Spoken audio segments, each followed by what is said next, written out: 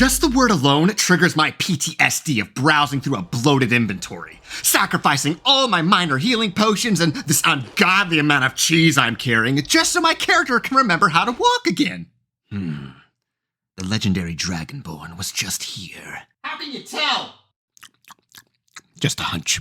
You would think tabletop RPGs like Dungeons and Dragons would learn from video games' mistakes, but the general consensus seems to be to throw in a multiplication problem of X times strength score equals mechanic that's going to be ignored until I notice my wizard is looting her 7th longsword.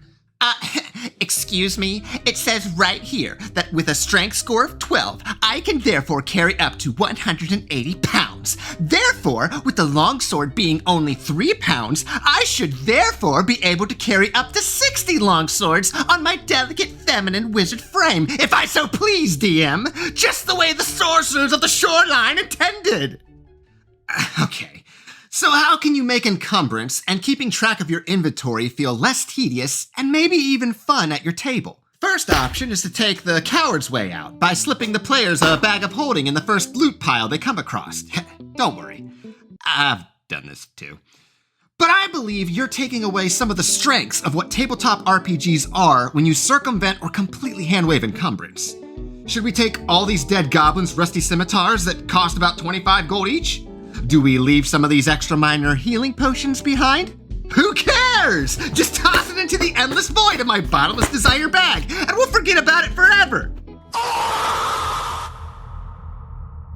My belief is that the strongest aspects of D&D is not the combat system or the storytelling.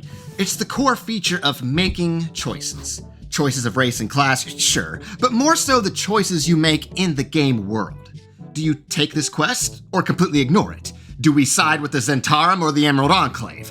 Do you give the noble back his stolen silver short sword or hold on to it just in case we run into some werewolves down the road? Any of those choices have consequences. And the best choices you can give your players are choices that don't have a predetermined right or wrong answer. Keeping a strict track of your inventory creates more decisions. Decisions that I think are worth some of the hassle of inventory management. Let me give you an example. Let me just find my laptop. Yes, you might as well get comfortable. I've been around since character creation, but then some magic dagger struts in with her +1ness and into the bag I go. You and I are... The hand! Quick! Push me over! Oh, just let me see the light of day one more time! There we go. I've been playing the currently trendy and totally not ham-fisted example for my D&D channel, a video game called Lethal Company, in which you play a space Amazon worker going into an abandoned monster-filled labyrinth to acquire loot for space Jeff Bezos. I don't know how we're gonna manage to get through.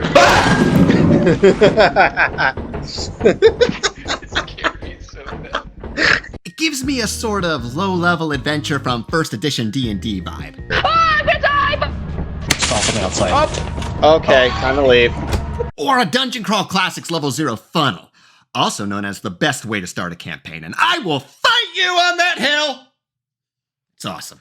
But in Lethal Company, you only get 4 spaces in your inventory to carry things. There's also bigger loot items you can find that take both hands to carry. But before each run, you have to make the choice if you want to bring things like a flashlight to see or a radio to communicate. If you take both, you're more prepared when you go in, but you only have 2 spaces left to carry loot out. You'll need to coordinate with your fellow players. Who's taking the flashlight? Who's carrying a shovel? Who's manning the radio and watching the map? Or, we'll just all run in naked, grab 4 of the most expensive items we can find, and, Over here. Oh crap, it's the math. No. Oh! Nope.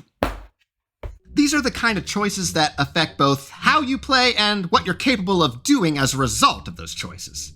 So how can we convey that in a D&D game? Ladies and gentlemen, I present to you slot-based inventory. Tired of looking up the weight of a battle axe? Bored of converting pounds to bulk? Open your mind to the abstract concept of slot-based inventory.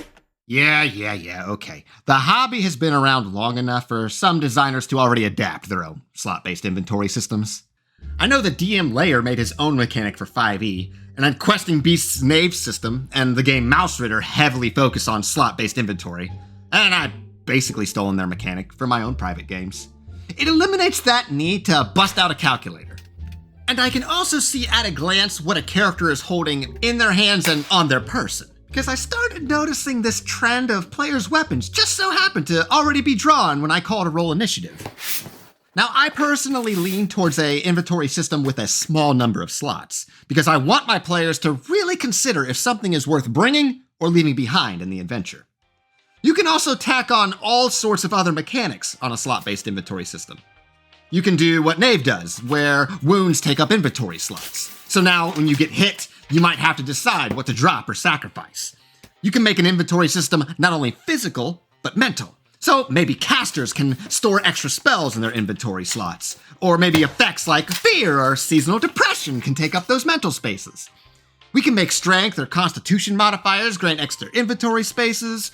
We can make a mechanic about how to quickly retrieve or swap items out, and perhaps the placement of those items determine what you can grab or can't grab during a fight. You can go as crazy with this as you want. I made this. It's basically Mouse Ritter's inventory system.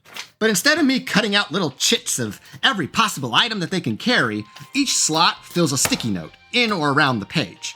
Players write down what they get, and they can easily pass those items one to another. I give them a pocket slot that lets them carry up to 10 small items no bigger than their hand, and they can get extra slots based on their strength modifier. And if they want to get stuff inside their inventory quickly, like in a fight, they roll a d6 and can take out any one item up to the result rolled. So if I roll a 4, if I roll a 4, I can take any one of these things as part of my action. It's hopeless.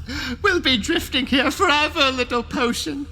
At least we have each other, right? Potion? Potion? So for your more important items, you want to put them at the top. But if your character drops to 0 HP, they have to roll the same d6, and they drop all items between 1 and the result that they rolled. So items you don't want to risk losing need to go towards the bottom. Once again, more hard decisions. That's how I run inventory in my games. But I ain't your mama. I ain't your dungeon master. Mess around with my free sheet down below and see what you can come up. I even made a blank one so you can throw in your own game terms of choice. Link below.